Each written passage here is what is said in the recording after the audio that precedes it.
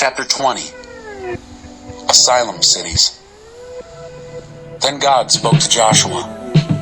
Tell the people of Israel, designate the asylum cities as I instructed you through Moses, so that anyone who kills a person accidentally, that is, unintentionally, may flee there as a safe place of asylum from the avenger of blood.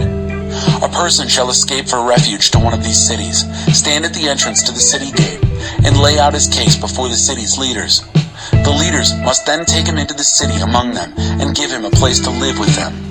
If the avenger of blood chases after him, they must not give him up. He didn't intend to kill the person. There was no history of ill feeling. He may stay in that city until he has stood trial before the congregation and until the death of the current high priest.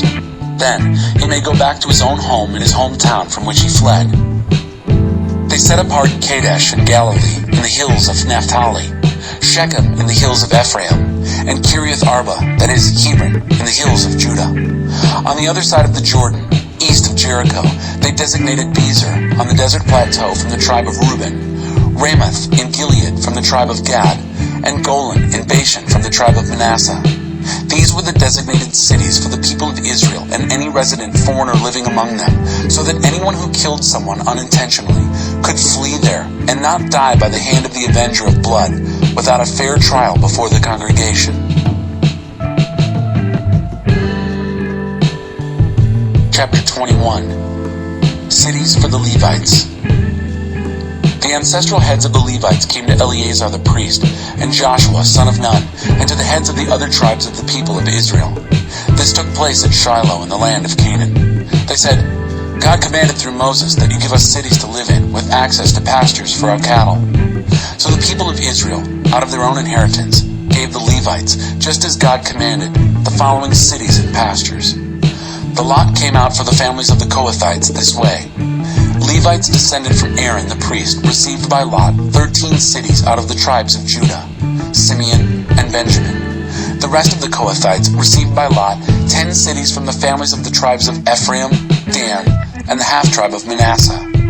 The Gershonites received by lot 13 cities from the families of the tribes of Issachar, Asher, Naphtali, and the half-tribe of Manasseh and Bashan.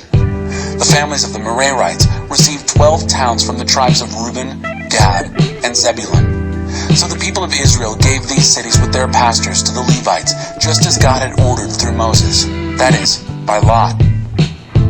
Cities for the descendants of Aaron. They assigned from the tribes of Judah, Simeon, and Benjamin the following towns, here named individually. These were for the descendants of Aaron, who were from the families of the Kohathite branch of Levi, because the first lot fell to them. Kiriath Arba. Arba was the ancestor of Anak, that is, Hebron, in the hills of Judah, with access to the pastures around it. The fields of the city and its open lands they had already given to Caleb, son of Jephunneh, as his possession. To the descendants of Aaron the priest, they gave Hebron, the asylum city for the unconvicted killers, Libnah, Jattir, Eshtemoa, Holon, Deber, Ain, Judah, and Beth-Shemesh, all with their accompanying pastures, 9 towns from these 2 tribes. And from the tribe of Benjamin, Gibeon, Geba, Anathoth, and Almon, together with their pastures, 4 towns. The total of the cities and pastures for the priests descended from Aaron came to 13. The rest of the Kohathite families from the tribe of Levi were assigned their cities by lot from the tribe of Ephraim. Shechem, the asylum city for the unconvicted killer, in the hills of Ephraim, Gezer, Kibzaim, and Beth-horon with their pastures, 4 towns. From the tribe of Dan they received Eltekeh, Gibbethon, Aijalon, and Gath-rimmon, all with their pastures, 4 towns. And from the half-tribe of Manasseh they received Taanach and Gath-rimmon with their pastures, 2 towns.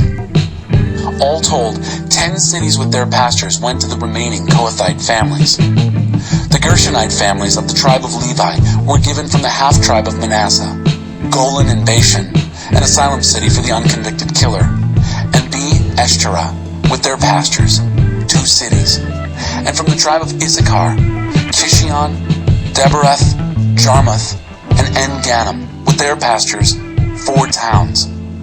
From the tribe of Asher, Mishal, Abdon, Helkath, and Rehob with their pastors, 4 towns.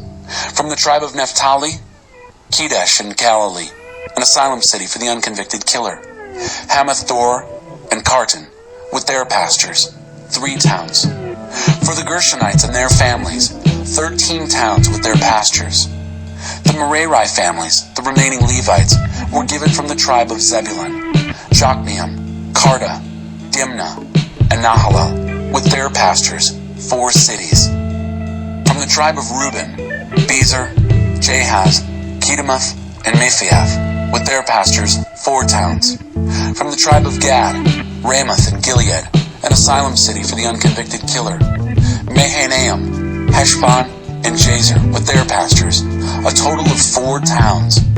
All these towns were assigned by lot to the Merarites, the remaining Levites, 12 towns. The Levites held 48 towns with their accompanying pastors within the territory of the people of Israel. Each of these towns had pastors surrounding it. This was the case for all these towns. And so God gave Israel the entire land that he had solemnly vowed to give to their ancestors. They took possession of it and made themselves at home in it. And God gave them rest on all sides, as he had also solemnly vowed to their ancestors. Not a single one of their enemies was able to stand up to them. God handed over all their enemies to them. Not one word failed from all the good words God spoke to the house of Israel. Everything came out right. Chapter 22. Then Joshua called together the Reubenites, Gadites, and the half-tribe of Manasseh. He said, "You have carried out everything Moses, the servant of God, commanded you, and you have obediently done everything I have commanded you. All this time and right down to this very day, you have not abandoned your brothers. You've shouldered the task laid on you by God, your God. And now God, your God, has given rest to your brothers just as he promised them. You're now free to go back to your homes, the country of your inheritance that Moses, the servant of God, gave you on the other side of the Jordan. Only this, be vigilant in keeping the commandment and the revelation that Moses, the servant of God, laid on you. Love God, your God. Walk in all his ways. Do what he has commanded. Embrace him. Serve him with everything you are and have." Then Joshua blessed them and sent them on their way. They went home. To the half-tribe of Manasseh, Moses had assigned a share in Bashan. To the other half, Joshua assigned land with their brothers west of the Jordan. When Joshua sent them off to their homes, he blessed them.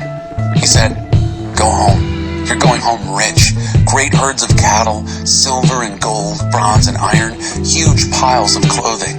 Share the wealth with your friends and families, all this plunder from your enemies."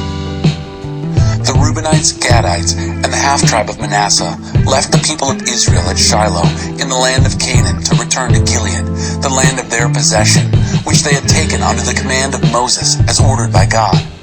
They arrived at Geliloth on the Jordan, touching on Canaanite land. There, the Reubenites, Gadites, and the half-tribe of Manasseh built an altar on the banks of the Jordan, a huge altar. The people of Israel heard of it.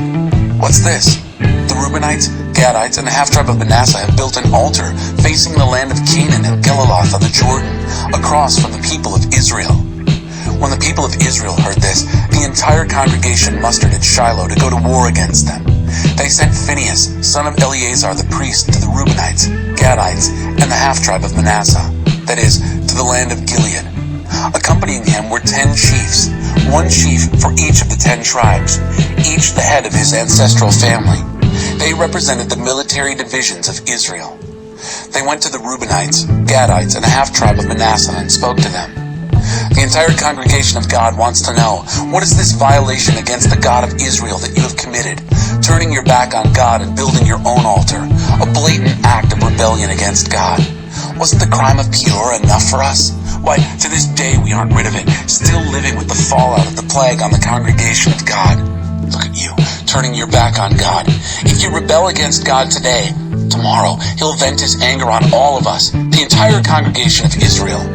If you think the land of your possession isn't holy enough, but somehow contaminated, come back over to God's possession, where God's dwelling is set up, and take your land there.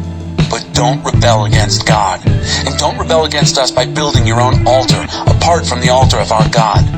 When Achan, son of Zerah, violated the holy curse, didn't anger anger fall on the whole congregation of Israel, he wasn't the only one to die for his sin. The Reubenites, Gadites, and the half-tribe of Manasseh replied to the heads of the tribes of Israel, "The God of gods is God. The God of gods is God." He knows, and he'll let Israel know if this is a rebellious betrayal of God. And if it is, don't bother saving us. If we built ourselves an altar in rebellion against God, if we did it to present on it whole burnt offerings or grain offerings, or to enact their sacrificial peace offerings, let God decide. But that's not it. We did it because we cared. We were anxious lest someday your children should say to our children, "You're not connected with God, the God of Israel. God made the Jordan a boundary between us and you.